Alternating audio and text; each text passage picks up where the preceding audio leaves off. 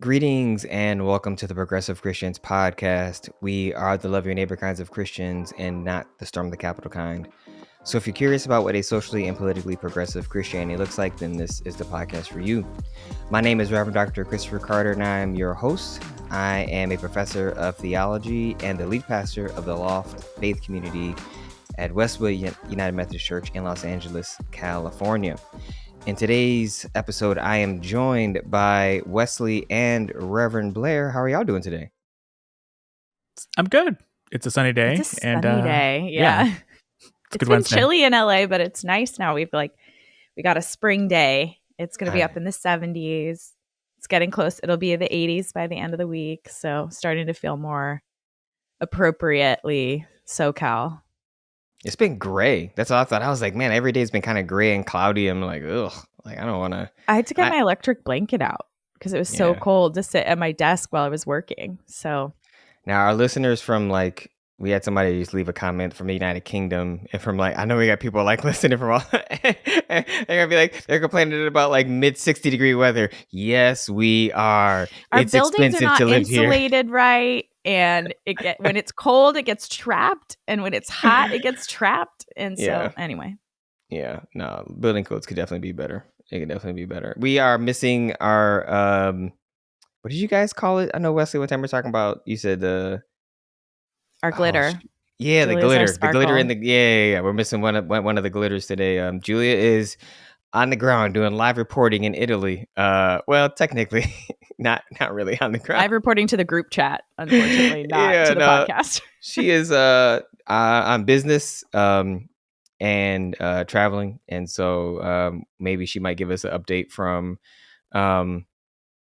Rome. I have no idea, but I know she's gonna make her way down there at some point. So so she's not here today, and I think she's gonna be gone next week too. She's taking a little bit of extended work trip and vacation, so good for her. Hopefully she can get some great food.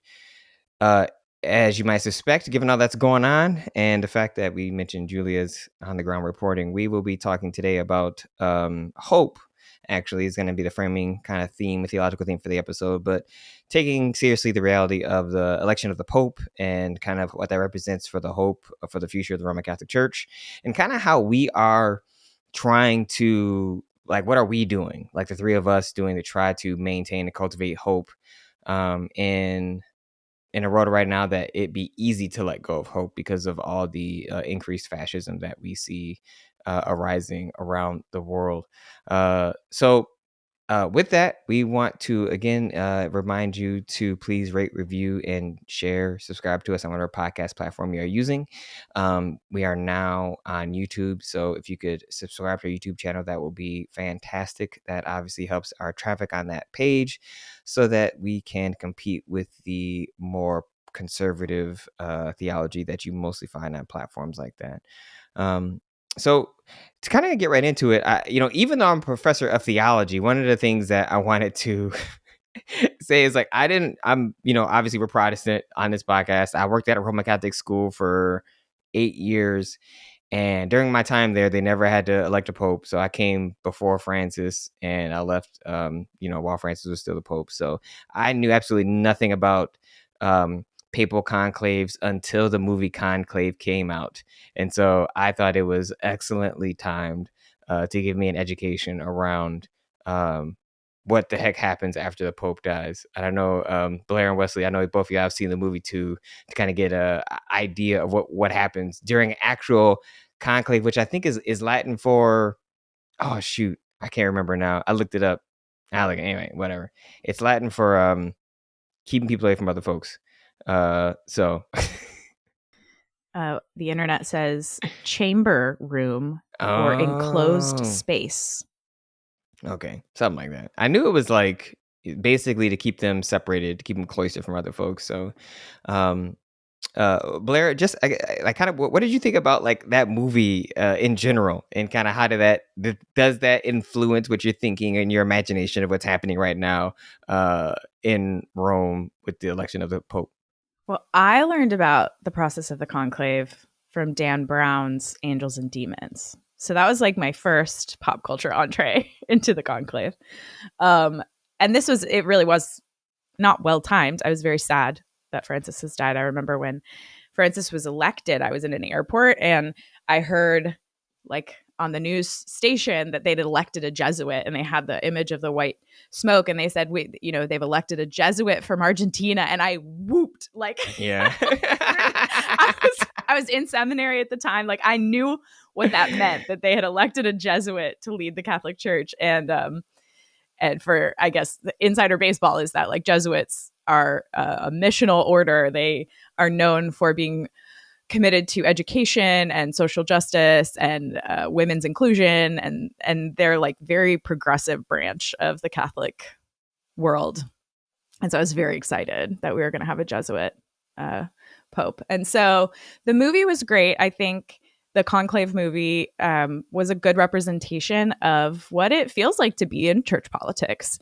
And we in the United Methodist Church actually have a similar process. It's not quite as ceremonial, but we elect our bishops by representative vote. So we elect representatives that go to our jurisdictional conferences or our central conferences, which is where bishops are elected. And then those folks also go to our general conference where all of our decisions are made. And instead of having a pope who makes decisions, in the United Methodist Church, only our general conference, which meets every 4 years, can speak on behalf of the church. And so this idea of like trying to come together across cultural differences, and the United Methodist Church is one of the only other bodies besides the Catholic Church that has that level of international representation coming together, trying to make decisions together, and to make declarative statements about what we believe and the direction we want the church to go in. Because the United Methodist Church has members in 120 countries and 12.6 million members across those, although it's lower now after our divorce, I guess, but across these different countries. And so I'm familiar with how difficult it is with a whole bunch of people from a whole bunch of different settings trying to make decisions about who will be the best leader, not just based on their ideology and their theology and their culture, but also like their track record. And are they actually a good administrator? And if, whatever they're weakest in, is that something we can live with?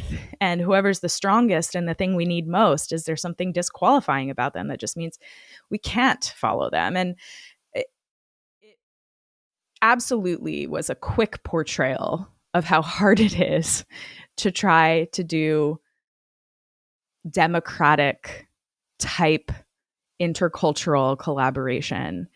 And the church is one of the few places in the world where we're doing that with such a vast diversity in a way that impacts people so significantly in their daily lives. I think probably the European Union is like the next closest diverse body that is making decisions that have such significant impact on people's day-to-day experiences. So I loved the movie. I thought it was great, good performances. And I can't wait to see what's gonna play out. I've got my Cardinal trading cards, like exactly. Got it all making set my up. bracket. There are trading cards? Yeah, I don't actually have trading cards, Okay. No. Maybe it's the thing. but I There am are, paying like- attention to like who's on, who's on the docket, who are the Cardinals, who are the front runners. And there are a list of front runners, and obviously, I think the big thing is them trying to decide, do they want to continue down the progressive path that Pope Francis put them on? And I know there may be some of you who are listening who are Roman Catholic who may feel as though Pope Francis was not as progressive as you would like him to be, which is totally understandable. But relative to his group of, he was very progressive in a lot of ways, and still conservative in others.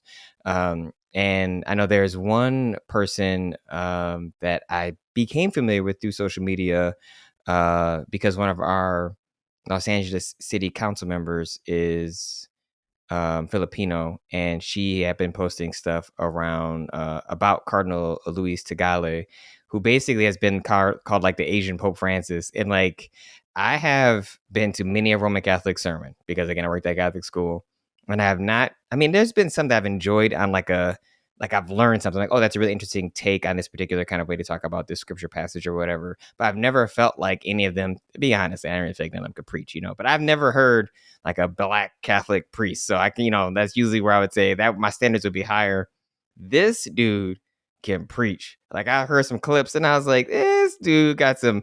I can see how he's popular because of his charisma. Now, but to your point, Blair, as you talked about, he seems like he has no administrative skills. Like He's actually gotten demoted twice. Like he's Yeah. gotten some like great administrative role, and then the Pope has restructured so as not to make it seem like he's firing him, but to like get him out of the job. So yeah, it's hard to balance. Like, and the role of the Pope primarily is like hope leader. Like Yeah. it's almost like king or queen. It's the role of the Pope. Yes, decisions are made by the Pope. They have the final say, but they become so much more a representation of something, a ceremonial figure, than they are, doing the nitty gritty of the sort of daily life in a similar way that, like, the president is in front of everybody, but we all know it's the chief of staff who actually runs the White House. Like the Pope is similar. Like they are the figurehead, but it's the cardinals that they put around them that are really making things work. So I don't know. It could be okay. It could be okay to have like a really charismatic figurehead as long as he knows enough to put the right supports around him. Yeah, I mean, you don't have to be a competent administrator to be a great leader. You just, again, like you said, have to know how things function and then work to your strengths. And if administration is not your strength, get people under you who administration is their strength. And I think it requires a certain degree of humility to do that and to be able to be like, I can be vulnerable and other people have power that I don't necessarily need to have, which is not always easy to cultivate in men or male leaders or male religious leaders. Like all these things complicated. And I think also, I mean, you have someone like him, and you also could have that kind of rebound effect of people thinking that Pope Francis was too liberal and they could go conservative. Because quite honestly, as you said, Blair, this is very political, and you could have people that want to have someone more like, you know, the previous two popes, which are much more about maintenance and kind of keeping things stable, if not upholding a particular kind of view of tradition. And so I think it's going to be interesting how it plays out. Like, I honestly feel like, I mean, my hope is that they obviously elect someone that's more progressive. I think this has been one of the few times the Roman Catholic Church has been sufficiently growing around the world. In part, one might say because Francis did such a good job of galvanizing people, but he also, elected cardinals from like all over the world. This is the most diverse conclave they've ever had. One thing they had, which I absolutely love, was I guess when you're a cardinal, once you're over 80, you can't participate in the conclave to elect the next pope. Which I'm like, man, I wish we had some rule like that about.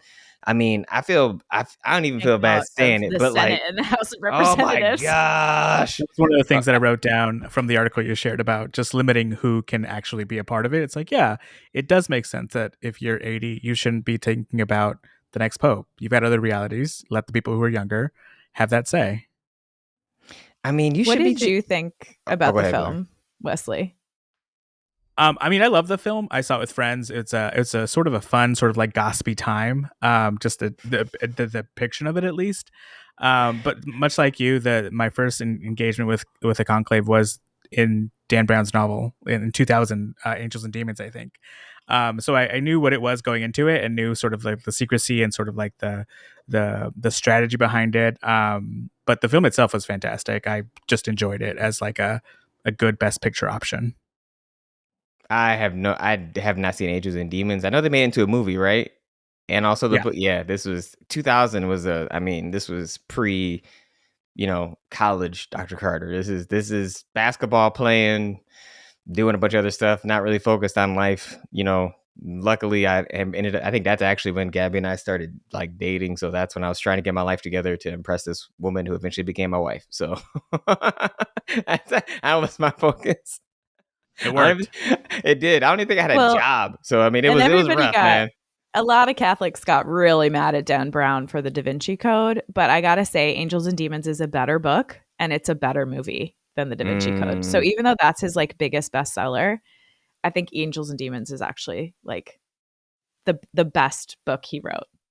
Wow. No, I'm gonna have to try it and look it up.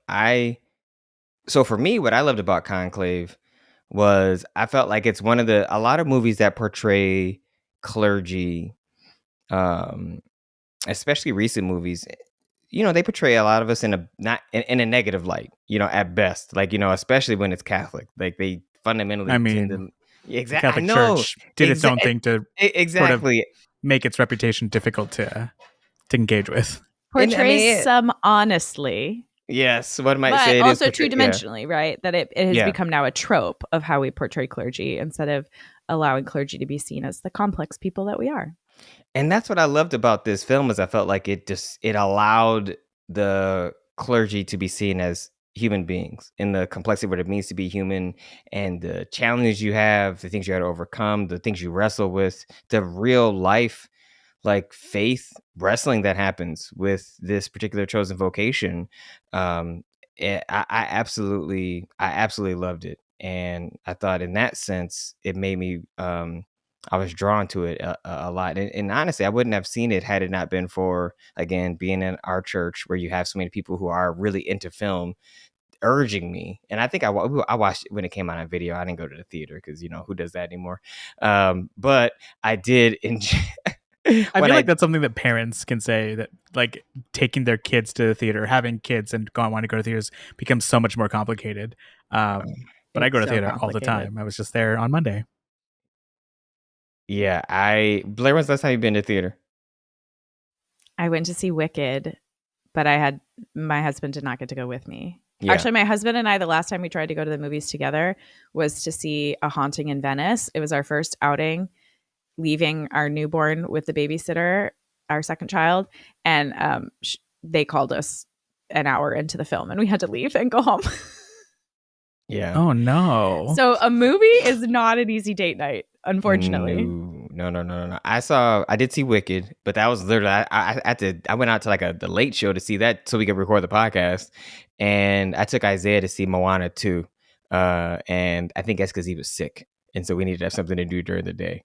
So yeah, no, it's not easy, like you said. I think that's all it is. But I used to go to movies all the time. It was great. I used to, I used to do all kinds of stuff. I had a great Yeah, I saw Sinners opening weekend. Just on Monday, I saw Thunderbolts, and gearing up for Mission Impossible. So I'm there. Man, I feel like we gotta have like a summer movie recap because I'm like, I actually do want to see Mission Impossible. Thunderbolts did look good, so I don't know. I guess we'll see. Before we transition too far away from the Pope and talking about other things, I know there was a couple things I want to say relative to the political dimensions of this.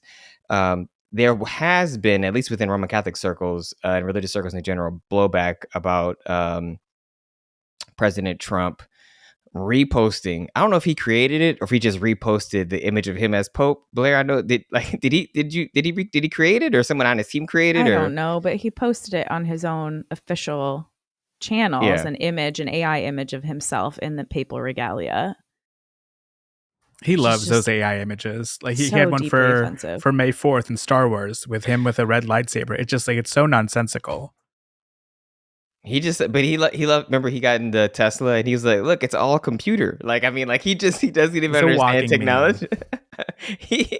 Is that why he's popular? Because he's the walking meme? Because he just I says, don't "I have know. no idea." That's a great question. But it represents something that I was deeply concerned about. As soon as I heard Francis had died, I immediately was concerned that, as we have seen sort of fascist response to rising success of progressive ideals, like the backswing, I am really concerned that the Catholic Church may choose to elect a pope who will support fascism. I mean, there is one candidate who is like deeply connected to Viktor Orban Yeah, in Hungary, yeah. and or I'm sorry, Hungary. Hungry. And that's really concerning for me. And just because I know probably a lot of our listeners, we know a lot of you are either Protestant or de-churched, right? You grew up in some kind of evangelical culture. And so just like a little background on sort of the role of the Pope and then how the conclave works. Because even if you've seen the film, it doesn't make it 100% clear how it works. Yeah. But so the Pope, the understanding of the Pope is that it is the sort of closest disciple of Christ, and that Peter was chosen by Jesus to be the rock of the church. Peter then became the first Pope in Rome.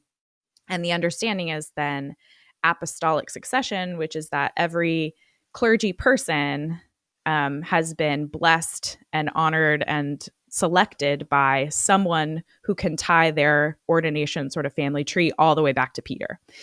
And so it's really important who is representing this apostolic succession, because even for those of us who are Protestant, our ties and our ordination is also connected back to papal authority, even as we've had church splits and differentiation. So it's not just a concern for Catholics around the world, but the Pope holds political sway. The Vatican is its own country. It has its own international relations. The Pope is invited as a head of state, has influence in meetings like the G8 and the United Nations. Like, this is a really critical person for global politics and global religion. And so if the popes decide to swing, or the cardinals decide to swing and have this conservative backlash, that is really concerning to me. And that could happen because the Pope is elected by the representation of the cardinals, who are like the lead regional priest in each area of the Catholic Church around the world. Francis selected 80% of the popes that will be voting in, or the popes, I keep calling them that, of the cardinals will be voting in this conclave. So we can hope that they will have similar theological and political beliefs as Francis, but we can't know for sure. And they come to the Vatican and they take one ballot at a time, electing. It has to be 2/3 majority of which cardinal of the selection that is in the room that is eligible to be pope, who they as a body decide together is meant to be the pope. And then after every ballot, they light the ballots on fire. And if it's black smoke, they have not elected the pope. When it's white smoke, we have a new pope. So that's like just a little like primer. If you're not familiar with sort of Catholic politics or the process of conclave. And of course, when they're all sequestered together, many of them have never met before because they're all over the world. This is like one of the few times they come together. Some of them have known each other for decades. And so it's a very tense, strange, intercultural. They speak a bunch of different languages. And I do think Conclave, the movie, does a great job of representing how different these aspects of the church are, trying to come together and make a decision that they understand is not just a spiritual one, but a very, very deeply political one. And in terms of the process, I thought it was interesting to learn that campaigning is part of the process, although it should not appear as though they're campaigning. I think one of the articles that we read said that the first rule of papal campaigning is that there is no papal campaigning, and that self-aggrandizement and transparent politicking are taboo in the non-campaign campaign to determine the next pope, which is, I think, just like another layer of like what I really appreciate about the movie. It was just this like intrigue and like, is this really campaigning or is this really just a conversation? So yeah, I this is why I can never have any elected position in any, like, if I was Catholic and I'm Methodist, like that is because I have no subtlety. Like I can't not, like I don't have the capacity to be like, oh, let's campaign but not campaign. Like that's not how my brain even works. I just say what I think, which has not, it has and it has not served me well. Like Gabrielle last night was coaching me on how to do something, and it's more subtle. She's like, you should do it like this. And I was like, oh yeah, I was like, that seems like a lot more work. I can't just say it. You just, and I could, but then it could just leave other problems. So yeah, no, it is. I thought in the movie, I mean, they use those speeches basically as transition points, right, to talk about who's, the non-campaign campaigns or whatever.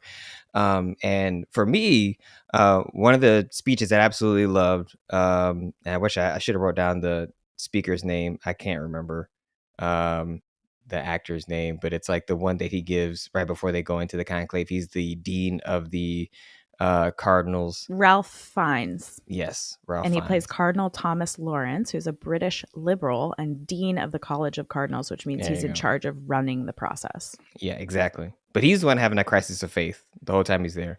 And I thought his way of speaking about what it is to have this position and authority, but what it actually requires, from a philosophical perspective was beautiful. So I'm gonna read the end of it because I think it might be helpful for us as we move into talking about what we actually trying to do to cultivate hope in the midst of this very difficult time in our political history.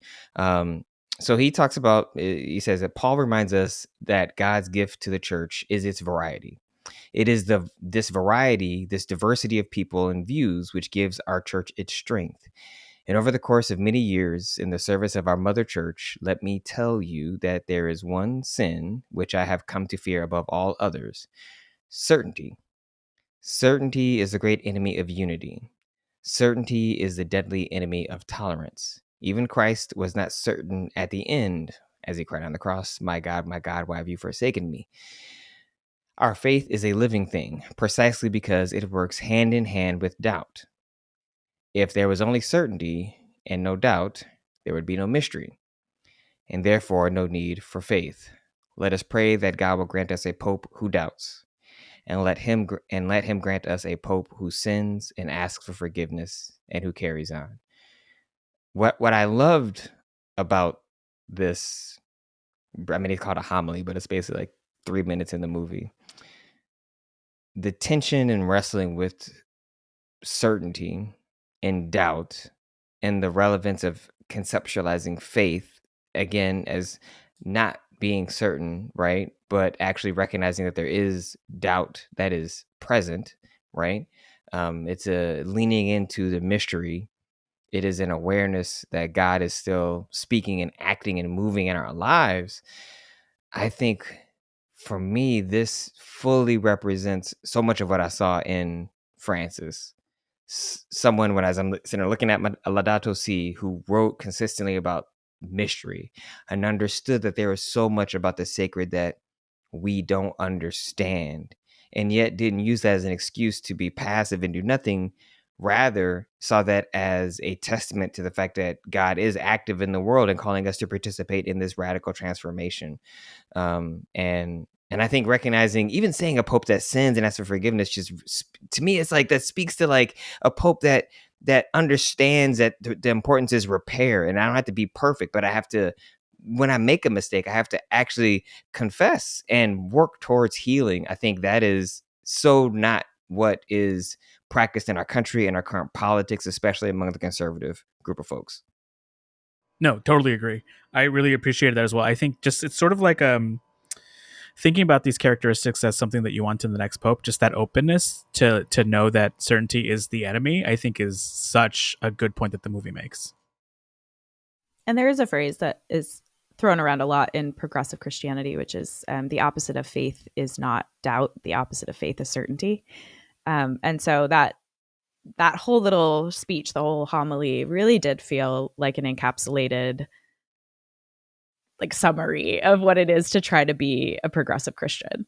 That we are seeking not uniformity, but unity that celebrates difference, and that actually it is our difference that frees us. Been working with an idea of emancipatory difference, right? This idea that as we confront and meet and celebrate things that are not like us, it actually teaches us more about God, and that it expands our freedom. And 100%. so yeah, that whole little summary, that whole little homily was just a perfect encapsulation. No, I think so too. One of the things that for me, I thought that homily not only moves us to, I think, even a good example of what progressive theology is with respect to recognizing the role that doubt plays and even informing the way we think about faith. I think it speaks to the weakness and the lack of hope that you find in alternative, particularly conservative theologies. And so, again, one of the things I want to talk about as we were trying to frame out and kind of map out what we're going to do for the next several episodes is how we collectively are trying to hold on to and maintain a sense of hope, given everything that's happening in the world. And I think, it's not surprising. It wouldn't be surprising, I should say, to have people be in a space where they are feeling as though that there's nothing that we can do, or that we're not doing enough, or be in a space where it's not even so much doubt as much as it's just resigning to, as like Hannah Arendt would say, the banality of evil, like resigning to, like, this is just what it is and there's nothing we can do about it. And I think that our current politics preys on that. Like, it preys on your accepting, it preys on your fear. And so Blair, I think maybe before we get into discussing a little bit about maybe our thinking about hope, I wanted to at least kind of posit to you, or because I know you're the person on this of the three of us who probably knows the most about this. One of the things for me that I think the conservative church has done well is feed on the fear of neo-apocalyptic thought. Basically, they present a spiritual warfare scenario that very much pushes people towards the end times thinking of saying, this is about conflict, it is about war, and we need to win, and we are in a battle for our souls, we're in a battle for our country, everything's a war and a fight. And it's always gesturing towards this kind of revelatory apocalyptic worldview that, quite honestly, I believe doesn't take, like, there's nothing in there that represents, like, Christ. There's nothing in there that talks about how Jesus actually came to redeem us and show us how to live and actually integrate and have relationship with creation. It is fundamentally, has been and continues to be about stoking fear to create separation, to create divisiveness, to cultivate power, that you can use that political power particularly over other people. So I wonder maybe if you could say a little bit about some of that neo-apocalyptic thought. I know we've talked about it briefly in the past, but if you could share a little bit more you're thinking about. I know we talked about Hal Lindsey and the Left Behind series, and just why that is so appealing, I guess, from your perspective, to conservatives. Yeah, we see this language actually play out in the film Conclave as well. That the most traditionalist or conservative candidate, Cardinal Tedesco, has a moment where he's saying we are at war. Like the terrorists, there's a bomb goes off. A bombing. Yeah. The terrorists are at our doorstep. We are in a battle. This is a battle for the world. This is a battle for our souls. And what's interesting is I do think sometimes spiritual warfare language can be helpful. But where we position ourselves in it is really important, because I do think we should take seriously that there is great danger in bad theology, and that there is great danger in using theology to frighten people, to control people. And I do think that that is a kind of warfare.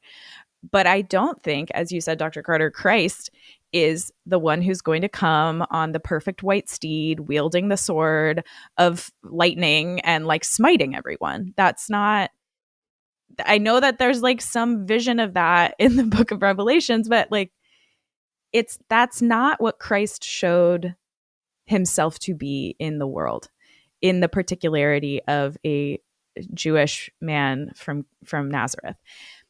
What Christ shows as the model of like true strength and revolution is a revolution of humility, is a revolution of, as you said, like to acknowledge that one is human and that one is sinful, and that one has culpability and responsibility for the way they show up in the world and the way they interact with other people. Christ does not model a warfare of condemnation, but instead a warfare of invitation, if you will, like an undermining. It's a nonviolent resistance. But that's so much harder. It's so much. I mean, this is where I wish Julia was here. This is like, Julia, that's like exactly what you said. But but that's so hard. And we've talked about this before, that people wanted like a mean daddy to come and tell them what to do. And that's happening theologically as well. Is that's what, again, why I'm worried about this progressive swing is what Pope Francis invited us into is whatever you think the rules are, they're probably more complicated than that. And I'm not, he had a complicated stance on LGBT inclusion and on women priests because he was trying to hold together the factions of the church, where culturally that's a conversation that can happen, and culturally that's a conversation that cannot happen. But he invited everybody into the conversation and said, I'm not going to just tell you what to do. We have to decide together. And he even pushed this idea of synodality, as the necessary structure of the Catholic Church, where the Pope doesn't just make decisions by himself, but calls people together to make decisions together. And I think that plays out as well in this theological fear. Is it is a lot easier to think Christ is going to come again on this white steed with his sword of lightning and smite all the bad guys, and I will get taken up and my clothes will be left behind and I will get to go to heaven and everyone else will have to deal with their stuff. No, y'all, we're all going to have to deal with our stuff. And in fact, Christ invited us to deal with our stuff now. You don't have to wait to experience heaven. You don't have to wait to experience blessing and liberation. That's available to us now, but you have to work for it. It does take work, intentionality. Not, you don't earn it, but you have to engage it. Yeah. So I think it does. It just ties back to that desire for authoritarianism, is a desire, frankly, to not have to put in the work and to not have to engage in self-reflection. And I think that feeds into a kind of conservative political and conservative religious framework where it is kind of like Bonhoeffer's cheap grace, where like you can exploit people, you can sin, which we define in this podcast as a failure to bother to love. You can do harm, and you're not concerned about the long-term impacts because you fundamentally believe that this planet, these people, this earth, like it doesn't really matter. Like you're not invested in actually making things. It's so funny because when you think about Trump saying, or we're going to make America great again, there is no investment actually in creating a society that sustainably can be great long term. Like, you know what I'm saying? That there is none of that. It's all about what can I get right now? How can I take advantage of everything right now? How can I grift as much as I can right now? You know, I mean, that's why I sent y'all I know I shared in the chat the story of that white woman who calls the black child. I think she's in Minnesota, maybe. I can't remember where she is, but whatever, it doesn't really matter. Maybe if y'all have heard of this story, there's a white woman who she's at the playground with her kid. There's another 5-year-old boy with autism who goes into I guess gets in their diaper bag and takes a toy, which again, at a playground, there's toys everywhere. Sometimes kids do stuff like this. It's not a big deal, but the mom decides she wants to call this kid the N-word multiple times, even though it's being recorded, calls the person doing the recording the N-word, like, and just is not even apologetic about it. And then once people figure out who it is, she's frustrated. She's dealing with the blowback and consequences of what happens, like actual accountability, which has been just something that's driving me crazy. At least she's so frustrated that people are holding her accountable. She creates, broadly speaking, it's not a GoFundMe, and I might have to look this up really quick because it's actually on a Christian. Because if you try to build a GoFundMe, if you go try to build a GoFundMe and the behavior is against GoFundMe's like ethical terms of service, they'll shut down your account. So these they've had to create these different crowdfunding programs where you can fundraise for people being fascist and racist and sexist and homophobic, and they can raise money for their defense. Kyle, what's his name, who shot people in Wisconsin, they created some of these crowdfunding platforms in order to support people like him, because GoFundMe was like, oh no, you're crowdfunding because you shot people? No, you don't get to crowdfund. You crowdfunding because you called a 5-year-old child the N-word? No, that's actually a violation of our social contract. Yeah. Go ahead, Wesley. I was gonna say it's I mean, it's been a minute since like this has started to like happen more and more often, where just like terrible people do terrible things and racist people line up to like give them money. And it's such a disheartening thing to see over and over again, because it's like, I don't know, it reminds me of the society we all inhabit in a very sort of like direct way, where it's like largely racist people who probably have a lot more money because of the structures that they inhabit to just throw money at people who are doing terrible things. And it drives me up a wall. Because meanwhile, on the other side, we have people who have no ability to defend themselves, like reaching into like public defender realities to try to get defenses, which we know, I had a friend who was a public defender, and just the overwork that happens there that makes it difficult to defend people. But meanwhile, on the other hand, it's just like throwing money at the issue. It's just so broken, this system, or so intentionally designed, this system, whatever sort of perspective you want to take on it.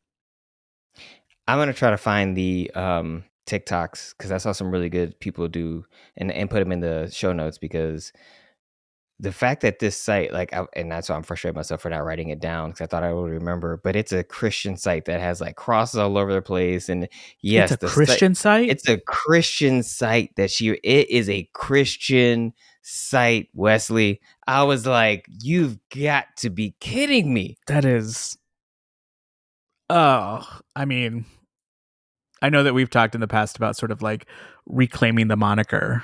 It just makes it so difficult when it over and over again we just get examples of how it's like that conservative right has co-opted and is dragging it through the mud. Yeah, I mean, it's a grift. And I think this is how, you're able to, when I'm thinking about, again, neo-apocalypticism and why they don't have hope is because for them, it's all about getting everything you can right now. And that's what this woman's trying to do. She's like, hey, I'm dealing with harassment because I called this baby the N-word. Can you help me out so my family can move and relocate, right? Or again, a lot of people aren't, for some reason, and is ridiculously frustrated by network media not talking about the fact that Trump has this huge grift right now with Bitcoin or what do you call Yeah. it? Not big. I know it's not called Bitcoins. What's it called? What's that fake money called? Cryptocurrency. Cryptocurrency. Yeah, I'm like, all that fake money. I'm like, I ain't, yeah. But like, he is basically setting up he's trying to create regulations so he can continue to exploit and make more money. He's already made billions of dollars in crypto with these stable coins and meme coins and things that actually don't even make any sense, like from an economic standpoint for people to buy, but people will pay for them. And his company that he started in September, like right as he's running for president, gets transaction fees for all these things, and it's clearly a grift. Like, it's clearly a way to get other countries, other people, other corporations to buy into this, to show him, hey, this is what I just bought. Now can you give me the political favor of exempting me from tariffs and things of that nature? Like, that kind of neo-apocalyptic thinking allows you to justify that kind of behavior because ultimately you think it doesn't matter because the world is ending anyway. And that's historical in Christianity, right? The simony is this idea of like buying people's way into heaven, that sorry, we can't actually do anything for you poor peasants in feudalism, but if you give money to the church, we can assure you that you'll have blessings in heaven. Like, it's the prosperity gospel is not new. It is very old. And even an interesting thing is like Paul, when he talks about pastoral ministry, Paul was famously bivocational. He said to the church, like, you should support your pastors. You should allow them to do the work of the church for the church, and you should support them. But I'm not going to do that because I need you to trust my character. So I'm going to pay my own way so that you can trust I'm not telling you these things to get money out of you. Like, that is in the scriptural example of like the sort of greatest pastor, Paul and Peter. And yet, we know that people become pastors because you can create a church, create a tax haven, and then become a multi-millionaire with like the fanciest sneakers and your own private jet. And you are literally taking money out of the fixed income of little old ladies whom you have grifted into believing if they quote unquote sow a seed of faith that they'll be rewarded. But it is that neo-apocalypticism that allows that to happen because the reward is in the future. There's no expectation of the reward now. And the example is set that no, we're supposed to suffer now so we can be rewarded later. But that's not what progressive theology says. It says, no, we're going to suffer now together so that we can celebrate together. We're going to do it now and we're going to do it in the future. Because that's what Christ modeled for us, Exactly. Right? We're going to do hard things together. We're going to celebrate Jubilee together. It's a complicated, messy thing, not an easy, simple, straightforward thing. Yeah, I think this is where I feel like the mainline church, broadly speaking, has not done a great job of cultivating and creating counter narratives of hope outside of the prosperity gospel, right? Like the prosperity gospel is a particular kind of hope framework and theology that many churches have done a great job of promoting, and it ultimately influences the pocketbooks of the few people at the top.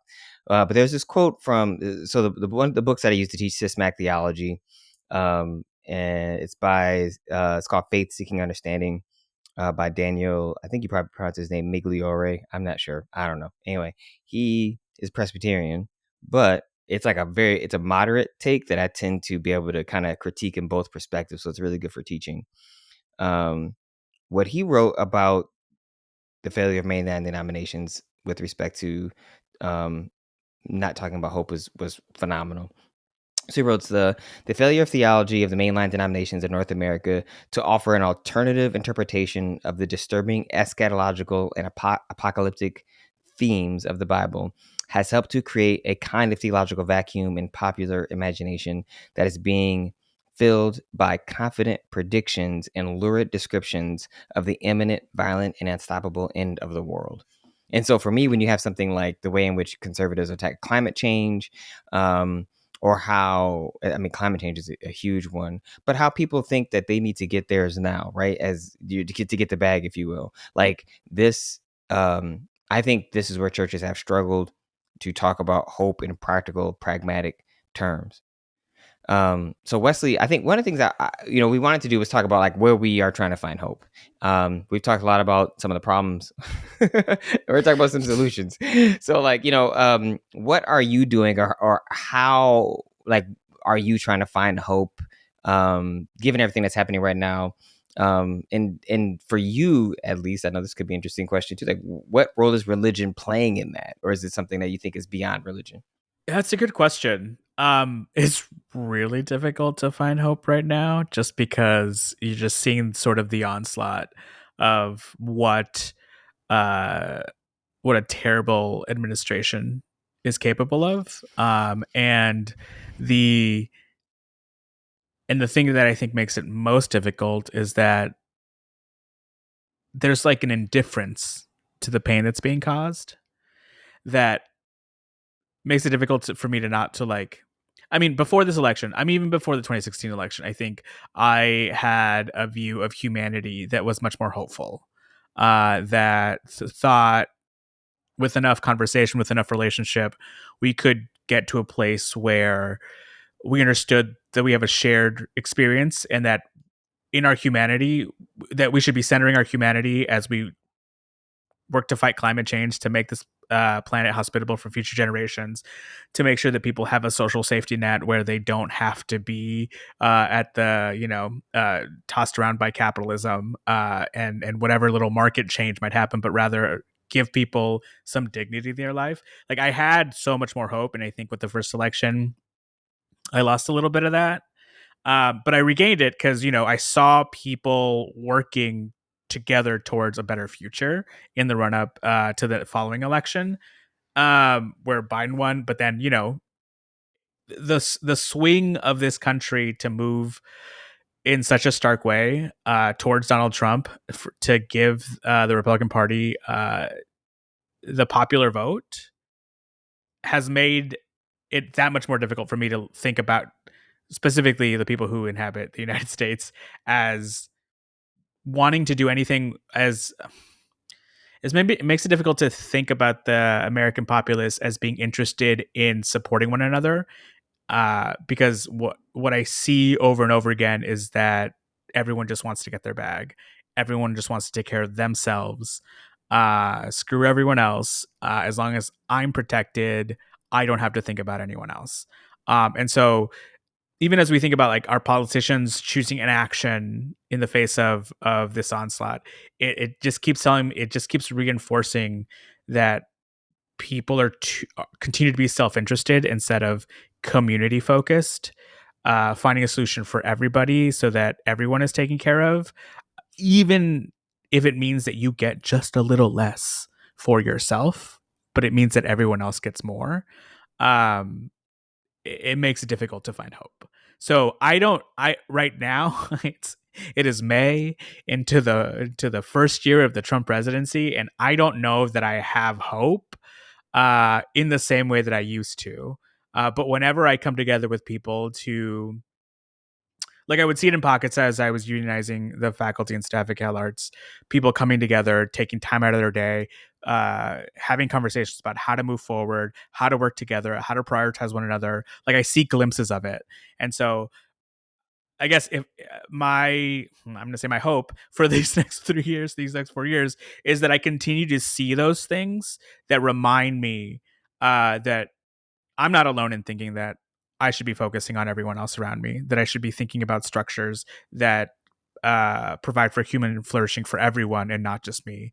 So I look for those things. I think it's been difficult in these first couple of months to see them, maybe because of the whole situation. It's a lot right now, but I I imagine, because it's happened before, that I will begin to see those things happening as people stand up and push against fascism, stand up and push against the evils of capitalism, stand up again and push against self-centeredness, as the only way to move us into what maybe is a better definition of like Christian hope of human flourishing.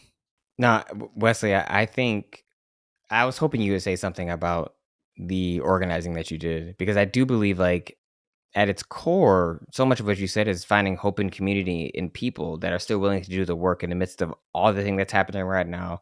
There are still folks who are committed to being in solidarity with each other, to helping each other, to loving one another, and knowing that those people still exist to an extent. It should give us all some hope, right? And leaning into that rather than to this fear that there's no one that's going to do anything that's out there that's going to help is so much more, I will find fulfilling, right, personally and spiritually, rather than just this falling back into nihilism to believe people just don't care.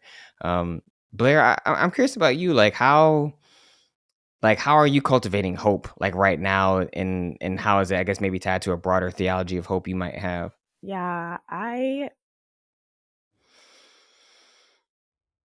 sorry, that was a long pause, dead air. I apologize, but It's a hard question. It's It yeah, is it is. it's a in these very times. right now, yeah, And you got that trying right. to verbalize it in a short moment is difficult, because being a progressive Christian is constantly requires of us to be constantly re-engaging the tradition of Christianity and deciding that there's still something enough in that worth moving forward and like staying connected to it. And so it's like this constant reflection on what has given us hope, and what from that past is strong enough to keep giving us hope into the future. And so for me, what gives me hope is that God is who God says they are. They really are all loving and all powerful and want our good. For me, that is believing that Jesus was who he said he was, that he really was God incarnate, come to be in the mess of human life. For me, that is that the Holy Spirit is who she says she is, that she is in our midst, she is empowering us, she is going to show us the way. And it is actually looking back in the tradition. And I've talked about Letty Russell before on this podcast. She's a feminist theologian, and she talks about part of the struggle for liberation focused Christianity is not to abandon our tradition, but to search it, to find the past that is usable. And a usable past, a usable history only deserves to be tradition, only deserves to be the thing which we continue to teach in the world, to show in the world, if it helps us build a usable future. And that usable future cannot just be for ourselves, but it has to be for our siblings. It has to be for the community, because no individual person can represent the fullness of the image of God.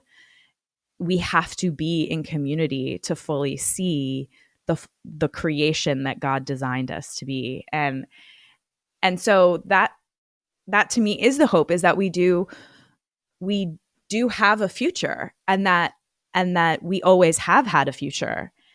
And so going back to how people have held on to that hope of a future of peace and justice and reconciliation, that gives me hope to know that we've done it before and we can do it again. And an interesting line I held on to, wrote in my notes on my phone from watching Conclave, was the man who eventually becomes the Pope. Without giving away too many spoilers, one of the things he says is the church is not the tradition. The church is not the past.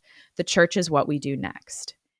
And I truly believe that the church is not defined fully by where we've been. Where we've been can feed that hope, which allows us to keep moving forward. And so that, for me, studying history, studying scripture, studying theology helps me to know that I'm not alone. But then what actually executes reconciliation and love and justice, that's the church now. That's where I'm showing up now, even when it's hard, even when it's uncomfortable, even when I'm too tired, even when the sermon doesn't quite hit. Like, the fact that I'm showing up, and so are other people, even as messy as this all has gotten and will keep becoming, that's what gives me hope, is that the church has persisted against all odds to continue to show up for each other and proclaim that God is good and so are you. No, I mean, that's so beautifully put.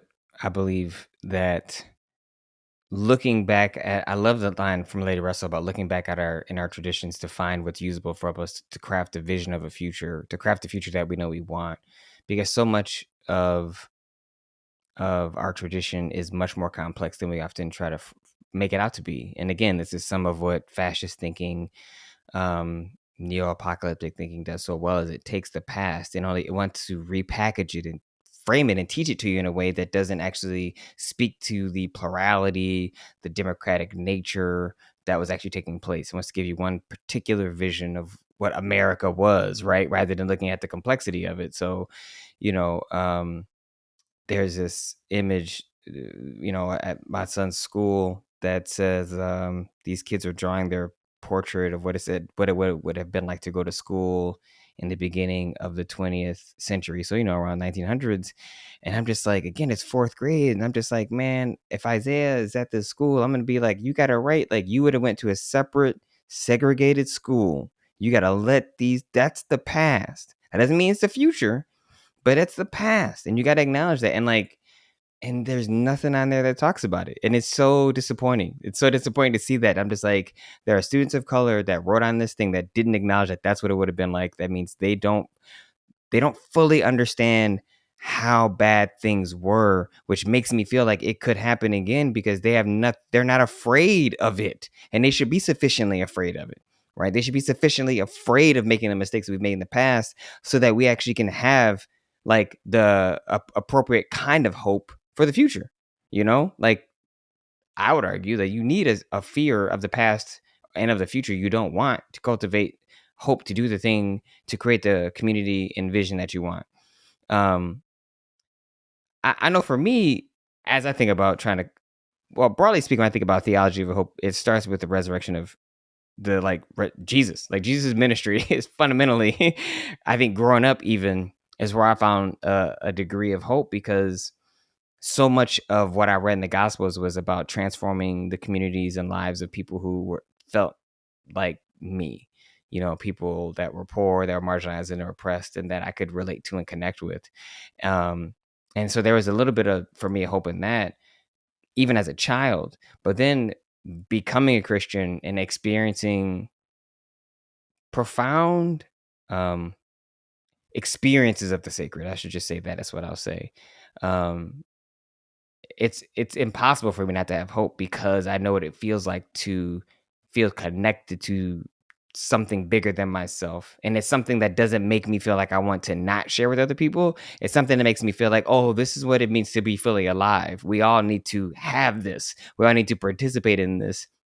And this is what I believe Jesus is calling us to do when he talks about going out making disciples and talks about transforming the world. And when Jesus in the beginning of Mark says the kingdom of God is at hand, the kingdom of God is counter to the kingdom of humanity, the kingdom of men, really, at Jesus' time, right? Of exploitation, taking people's land, of it's a kingdom of solidarity, a kingdom of love, a kingdom of sharing. And so the kind of, for me, that has been the ground of my hope throughout my spiritual life, and personally. And I think, Wesley, this is kind of what um resonates with what you said. So much of my hope is also relationships. Like, I have a hard time, I think, because I grew up poor and because my grandparents are so close to their, my grandpa's still alive and can talk about what it was like to be impoverished. And that feels really close. And I grew up poor and that feels really close.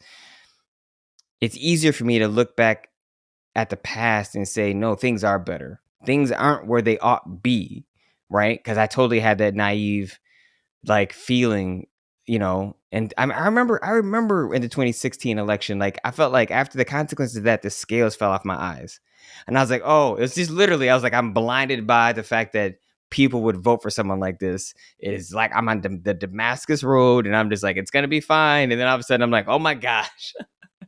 People can vote for this obviously racist person and think it's okay. You know, it shook me to my core, but it was helpful because it helped me see where we actually were, and it changed the way in which I would articulate hope.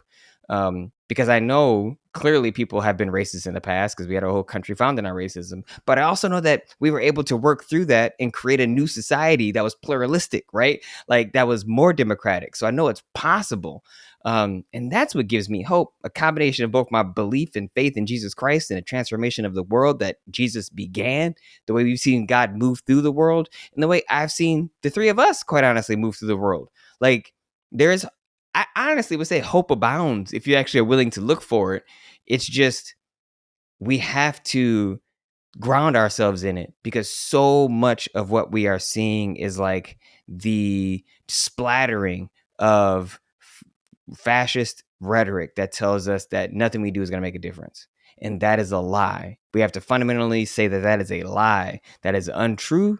It is not actually what's happening. We can resist what's happening currently in our administration if we remember the power that we all have, especially as progressive Christians, that we find in the life, death, and resurrection of Jesus, or as Dolores Williams would say, the ministerial vision, the solidaristic love praxis, if you will. For me, that just been so moving.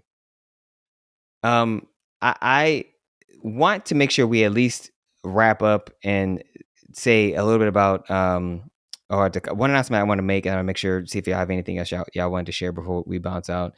Again, we do have an email address that we did start, that we are looking forward to responding to any questions you have. We have 2 questions already.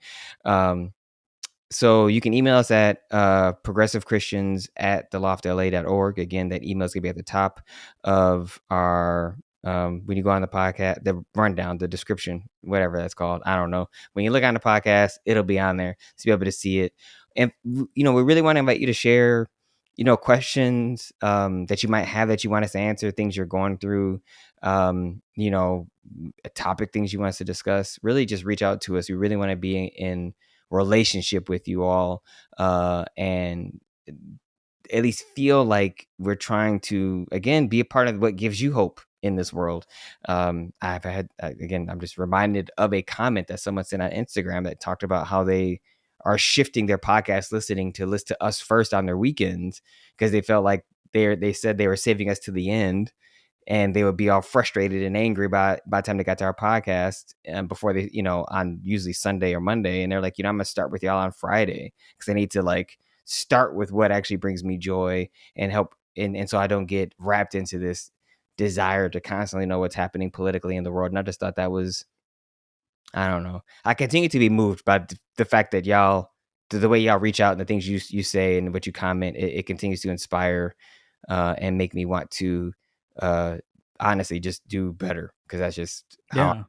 So I mean, it's powerful. I mean, since we started this, there's no sense of like the reach it's having, or sort of like, I mean, every time we record it feels like a fever dream, and I'm just talking to the void. So like when we get these messages or we get these questions, it really just feels like it's helpful in some way, and that's encouraging. Yeah, it's beautiful. Thanks for sharing, Dr. Carter. Blair, you feel like you're having a fever dream? Or No, but I agreed to keep doing this every week because I like y'all. But I love that we really are starting to have a relationship with those of you who are listening, those of you who are watching. And I know we're all committed to that. We do want to be in community with you. So please tell us what's going on in your life. Tell us how we can support you. Tell us what you want to learn more about. I'm really excited for this next phase of this thing that we're doing. And for me, this is Blair. Like, I mean, that conversation we had about your dissertation about evangelism has continued to stay with me and has pushed me to continue to invest more thought into what we do with this platform, because it is a way for me to feel like I'm doing that part of my ministerial call, because it is something I struggle with. This is why I'm excited for our dissertation, because I think we all have a particular kind of trauma around this, particularly those of us who are progressive Christians. And this has been a platform where, as Wesley said, I feel like I'm talking to y'all, even though it is an evangelistic outreach to an extent. And that's been really, really powerful. So anyway, thank you for your research. Thank you both for joining us today. Julia, we hope you're having fun, eating lots of delicious food and drinking delicious wine.